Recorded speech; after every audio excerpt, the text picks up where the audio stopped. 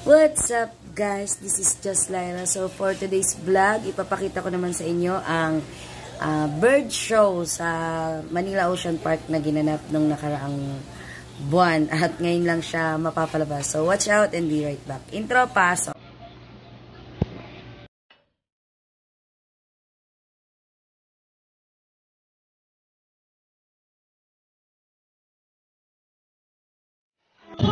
Presenting our black racing bird, Jaco! Jaco is our monument cockatoo. Scientific in Indonesia, and they are the largest among the white cockatoos. Good Jaco! The show has officially started. A round of applause for Jaco with Peter David. Parang hindi yung mga baby yung... Ayun na, ayun na. Bye, Jaco! Hello everyone and welcome to Manila Ocean Park All-Star Bird Show with me, Trainer Francis. Now guys, here's an object that I will hide under one of these silver cups. Where do you want me to put this object? On your left, on your right, or here in the middle? Which side? Middle! Left, right, or middle? Middle! Alright, so let's put it right here. Sorry. Now let's find our second bird, Dazzle. Dazzle is our sulfur-crested cockatoo. Scientific name is Kakatuwa Galanita. Common inhabitants are open woodlands and forest areas along the east coast of Australia. They are very loud birds and can mimic almost any sound. They typically feed on seeds, nuts, fruits such as durian, papaya, rambutan, and they also love corn. Now guys, do you think Dazzle has the ability to find the hidden object? Well, you can say, you can do it, Dazzle! You can do it, Dazzle! Oh, Dazzle, find the hidden object for us! And he found it! Ang cute! Ang cute! Ang daming bird! Ang cute! Now, our next featured birds are just like any married couple. Monogamous. Taray, Meaning couple. they will be partners for a lifetime. Na all may couple. Right? But as any couple does, in a relationship, there will always be battles. Meet Sassy and Rocky, our Sassy beautiful and pair of Queen Kakos. And today, they will battle it out to see who's the best in a basketball game. But before we start this battle, I will divide you guys into two groups. First, the girls, all the girls will cheer for Sassy. Come on, girls, let me cheer. Sassy! Sassy! Sassy! Sassy! Very good. And all the boys will cheer for Rocky. Come on, boys, let me cheer. Rocky! Rocky! Very well, so boys ready? Trainers ready? Set, go! Here comes Rocky on first ball. First ball for Rocky, followed by Sassy. Sassy! Sassy! Sassy! Sassy! Sassy! Trainer April, what can you say about that? You guys lose this time. Oh, but we want another race. Oh, they want another race, Trainer Derek. Are you sure about that? Do you want Sassy to lose again? This time, I guarantee you that Sassy will be. Sassy! So what race do you want? I want a race. Teka lang. What is the right race? The first bird who can drop 3 rings into the pole the fastest is the winner. That is the ring race. Ang cute! So our race it shall be. Remember guys, that boys already have 1 point. So girls, let's cheer louder for Sassy to win this time. We'll be doing this again. And this time, our ring race. Ready, set, go! Sassy! Sassy! Sassy!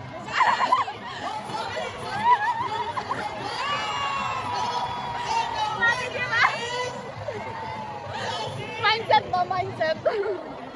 Trainer Jared, what can you say about that? 3 rings at the same time. Hey, you guys, you did. Oh, he thinks you cheated. No, you didn't cheat. Sassy, use your brain. Oh, is it true that girls are more intelligent than boys? Yes! Of course not. All right, Sassy and Rocky, lead Trainer April and Trainer Jared. Ayun, nalilipad na si Sassy. Parrots in particular are known to be intelligent and perceptive. That's why they continue to enhance their skills and not get bored. So, here is Sassy, our green Kakok, and today, she will show us how intelligent she is by putting the shapes back into the correct spots. Just like Sassy, green Kakoks are from South America. They are known to be the gentle giants of the parrot family. It is because they are the second largest next to the hyacinth Kakoks. They can grow up to 92 centimeters in length and can live up to 8 years old. Their typical name is Aracolothera. They usually feed goat seeds, nuts, salts, and minerals along the riverbanks. Go, Sassy. And for the last shade, go, girl. Ang cute!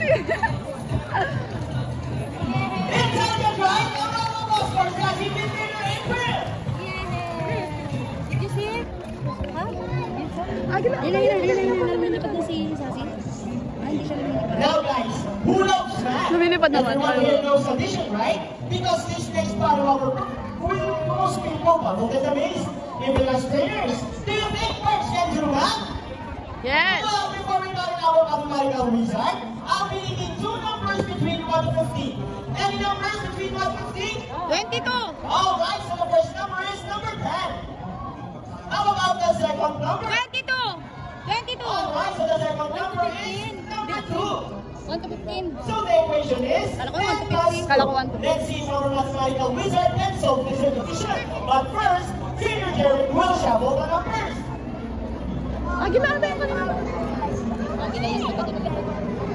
Now, let's start our high beam ako, Rocky! Wow, Rocky, what a beautiful entrance! Trainer JB, is Rocky ready? Go, Rocky, solve the equation for us. 10 plus 2.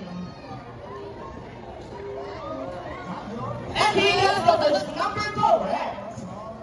Off to the second number, Rocky loves numbers. Oh, I think Rocky is calculating. Ang cute! Parang nagsasalita pa siya. And he gets the number 2, so 10 plus 2 is equals to 12. A round of applause for Rocky with Trainer JB.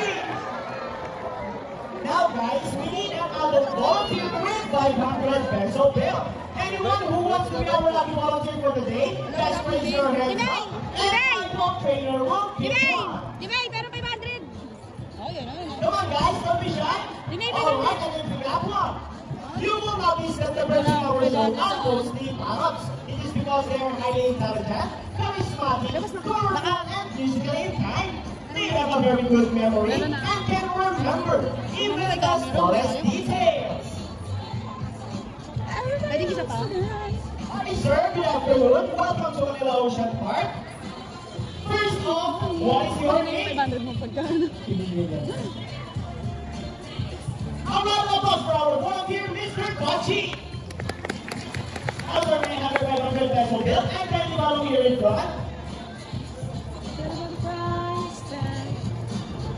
Now, sir, all you have to do is stand here in front, Amazing. facing this way, and then stand Nabibigay- your left arm nabibigay just sa like sabayan this, ng mic. as I put your money between your fingers. Look, the bird will get them. Now, sir, do you have any idea what will happen Parang next? ginagawa pa siya. Let's see. Now, let's find our Mulberg. Buddy. Buddy flies over. Ang cute! Oh, he gets the money and flies back. And I think Buddy just donated the money. A round of applause for our donor. Sir, I have a question for you. Did you know that Manila Ocean Park is also a rescue center for birds? Well, now you know and your money will go all away, and we are very, very grateful. You may now go back to your seat and enjoy the rest of the show. Thank you so much. Budol. Anyone else? A 1,000 peso bill this time. 500. Sir Kochi, excuse me, lang. are you okay? Are you sure? Sir, you look so sad. No, sir, we're just kidding. It's all part of our show. Please come back here in front and we'll bring your money back. Sir, Buddy is saying something. Before Buddy gives your money back, Buddy wants to give you a kiss. Is it okay? Wonderful. Here in front. Look at the camera and offer your cheek. Pwede mo, may camera. Sorry. Ang cute! On your hand, just open your palm and look at the camera and smile. Ba yun, hinahuli ko. And there is your money. A round of applause for our volunteer and Buddy.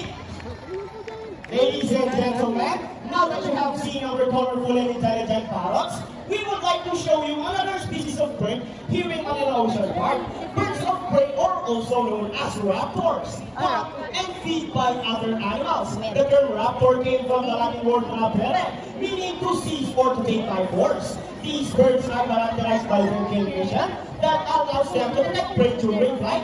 They also have powerful talons and feet. Ladies and gentlemen, please look to your left. Presenting our Philippine Eagle Owl, here comes scientific name is Philippines. These birds can be found in Bohol, Samar, Leyte, Batangas, and Pasuri in Cebuya. And in our podcast, here comes me.